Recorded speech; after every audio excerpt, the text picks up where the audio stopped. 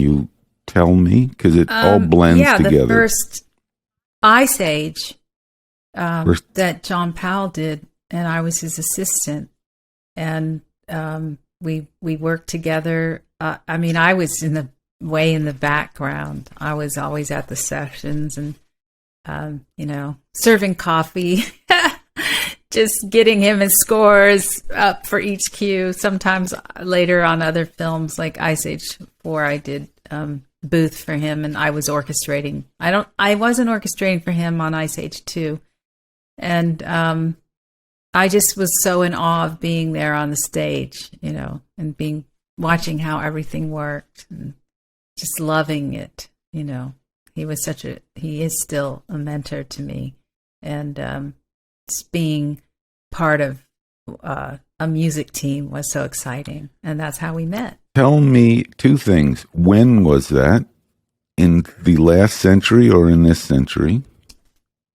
I thought it was in this century for sure. Okay. Yes. Ice Age 2 might have been 2002 or 4. 6. Wow.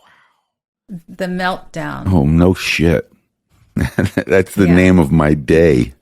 Every day. That word just came up yesterday. Somebody said, with all of us being inside all the time, I think I'm melting down. I thought, I understand that.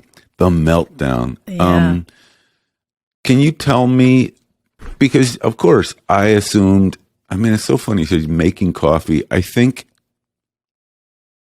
not to put too fine a point on it, there's the tea boy is the name that the Brits use for the kind of assistant who's about to be a composer and makes tea for the composer, but is also kind of hanging around and plugging things in and making sure that sync is correct. And I think I wonder if I assumed you were the tea girl doing exactly that, or had some unconscious bias thinking, oh, that's just John's assistant. And I just wonder if I could dial back to that time what my assumption was. However, and did I know or even know enough to assume that you were a composer? I don't know that. Tell me how you met John and ended up in that role.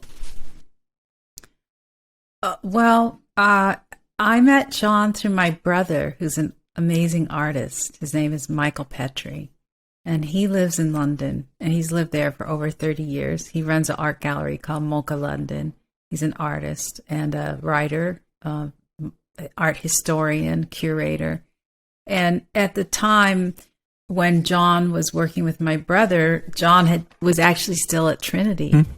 And I just knew of this person named John Powell that was so amazing, and Gavin Greenaway, because the two of them had a trio with my brother. They were called Media Arts Group, and they did crazy, wild stuff. Your brother did the visual aspect, and they did the music. Yeah, and it was always his production and directing and acting, and they did videos, they did performance art, crazy stuff. And anyway, he moved with Gavin to come to the States, and they moved to LA, and that's when I first met him. But I had known of him, of just this person, of who he was, but from my brother talking about a great musician, him and Gavin. And so when he moved to LA to work with Hans, both of them, Gavin and John did, I met him briefly. But I was actually living up in the mountains by Mammoth. I had taken a little break from LA. I was living on a little house with a stream, and it was beautiful. And so I came back after living up there. I came back down, and I had basically just said, I had to kind of start again in LA, and asked him if I could work with him and learn from him. And he, about a month later, he was in the middle of The Italian Job. And that was the first film I did with him. And I wound up playing percussion on it, and just was overall, assistant, production assistant.